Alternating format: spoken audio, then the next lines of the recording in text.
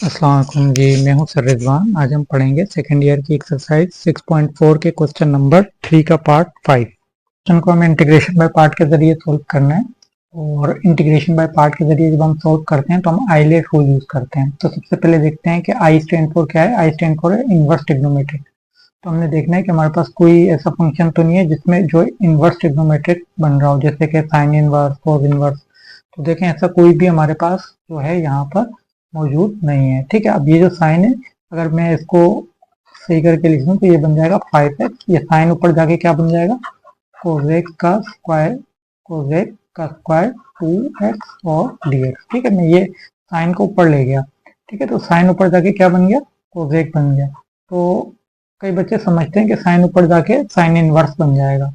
ठीक है, तो ऐसा नहीं होता। साइन ऊपर जाके साइन इनवर्स नहीं बनता, बल्कि साइन रेसिप्रोकल होता है कोसेक का। तो अगर मैं साइन को ऊपर लेके जाऊंगा तो साइन ऊपर जाकर कोसेक बनेगा। तो ये साइन का स्क्वायर है, तो ये ऊपर जाके कोसेक का स्क्वायर 2x बन जाएगा। ठीक है, तो इस लिहाज से देखा जाए तो हमारे पास कोई भी क्वेश्चन के अंदर इनवर्स ट्रिग्नोमेट्रिक नहीं है और ना ही कोई ln है। सबसे पहले जो आ रहा है वो अलजेब्रिक आ रहा है, और जो सबसे पहले आता है उसको हम कहाँ डालते हैं, यू में डालते हैं। तो यानी कि 5x की वैल्यू कहाँ जाएगी, यू में। ठीक है, और जो पीछे जो कुछ भी बच जाएगा वो कहाँ जाएगा, डीवी में। तो पीछे क्या बच गया हमारे पास, पीछे बच गया हमारे पास कोसेक का स्क्वायर 2x और dx। ठीक है, ये वैल्यू हमारे पास बच गई थी, हमने डीवी में डाल दी। इसको हमने क्या करना है, इंटीग्रेट। इसको क्या करना है, डिफरेंशिएट। तो u का डेरिवेटिव क्या है, du, और इसका डेरिवेटिव क्या हो जाएगा, dx। ठीक है, 5 का 5 कांस्टेंट होने की वजह से पीछे आ गया, x का डेरिवेटिव क्या हो गया, dx हो गया। ठीक है, अच्छा, बात बच्चों के ध्यान में आता है एक्स का डेरिवेटिव तो 1 होता है, डीएक्स कैसे हो गया। तो देखें, एक्स का डेरिवेटिव तो 1 ही हुआ है और 5 1 5 हुआ है। ये जो इसके नीचे का डीएक्स होता है ना, ये इधर गया, डी यू अपॉन डीएक्स होता है ना, ये डीएक्स इधर जाके मल्टीप्लाई हो गया, तो इस तरह ये 5 डीएक्स हो गया। चलें आगे चलते हैं। यहाँ पे डीवी का इंटीग्रेशन लेंगे तो डीवी का डेरिवेटिव, डीवी को इंटीग्रेट करें तो क्या होता है, वी आता है।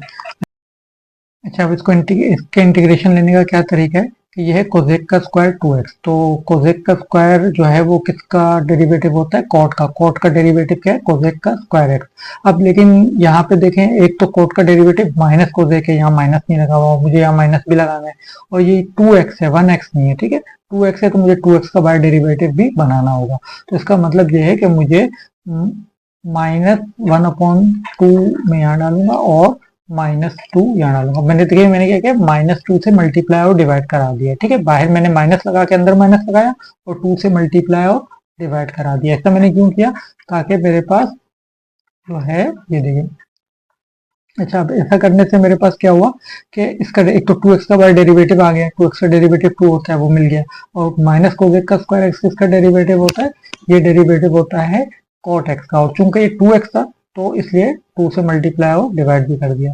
तो ये वैल्यू मेरे पास क्या बन जाएगी, अब देखिए, ये तो क्या है, डेरिवेटिव है, ये तो कचरे में चला जाएगा। तो कोसेक का स्क्वायर x इसकी वैल्यू होती है कि ये होती है कॉट। ठीक है, कॉट 2x अपॉन 2, और ये वाला माइनस लगा रहेगा। ठीक है, -2, ये जो -2 है ये लगा रहेगा। ठीक है, और ये -2 कोसेक का स्क्वायर 2x जो है, अब देखें अगर मैं कोट 2x को का डेरिवेटिव लूं तो कोट 2x का डेरिवेटिव क्या होगा, कोसेक का स्क्वायर 2x होगा। ठीक है, कोट का डेरिवेटिव क्या है, कोसेक का स्क्वायर x। तो कोट 2x का क्या हो जाएगा, कोसेक का स्क्वायर 2x। लेकिन ये x तो है नहीं, इसे x समझा है, उसका आगे फिर डेरिवेटिव लेंगे। ठीक है, तो इसका अगर मैं फिर डेरिवेटिव लूंगा तो 2 आएगा। तो कॉट 2x का क्या बन जाएगा, -2 कोसेक का स्क्वायर 2x बन जाएगा। तो इस तरह माइनस कॉट 2x अपॉन 2 आ जाएगा। ठीक है, इसका हमने क्या ले लिया, इसको हमने इंटीग्रेट कर लिया। चलें इधर आ जाओ, हम अब हमारे पास u भी आ चुका, du आ चुका, v आ चुका। तो फार्मूला लगाते हैं। फार्मूला क्या होता है, u इंटू डी वी। ठीक है, u into v minus v into d. ठीक है, फार्मूला होता है, यानी u को v से मल्टीप्लाई करना है। पहले हमें u को v से मल्टीप्लाई करना है। तो u की वैल्यू क्या है, 5x। ठीक है, फिर v की वैल्यू डालनी है। v की वैल्यू क्या है, माइनस कॉट 2x अपॉन 2। ठीक है, ये v की वैल्यू। फिर दोबारा v की वैल्यू डालनी है, जो कि है माइनस कॉट 2x अपॉन 2। फिर उसके बाद आपने du की वैल्यू डालनी है, जो कि है 5dx। ठीक, क्या इसको सॉल्व करते हैं तो यहाँ पे क्या हो जाएगा, जो कांस्टेंट है उनको पीछे लाते हैं, माइनस से पीछे आ जाएगा -5x अपॉन 2। ठीक है, -5, ये कांस्टेंट का 2 पीछे ले आए, 5 पीछे ले आए, माइनस पीछे ले आए, x, और फिर आगे क्या आ जाएगा हमारे पास, कॉट और 2x आ जाएगा। ठीक है, फिर आगे आप यहाँ पे देखिए, माइनस जो है ये बाहर आ जाएगा, तो ये -12 आके प्लस हो जाएगा, माइनस माइनस प्लस हो जाएगा। और ये 5 कांस्टेंट है, इसको भी बाहर ले आते हैं, ये 2 कांस्टेंट है, इसको बाहर ले आते हैं, ठीक, कांस्टेंट बाहर ले, 5 और 2 कांस्टेंट से बाहर आ गए, माइनस माइनस प्लस हो गया, अंदर क्या रह गया, cot 2x और dx रहेगा, ठीक है, 5 और 2 बाहर निकल गए, माइनस माइनस प्लस हो गया और cot 2x और dx हमारे पास रह गया। अच्छा, अब यहाँ पे हमें cot 2x का इंटीग्रेशन लेना है, तो इसका फॉर्मूला लगा देंगे।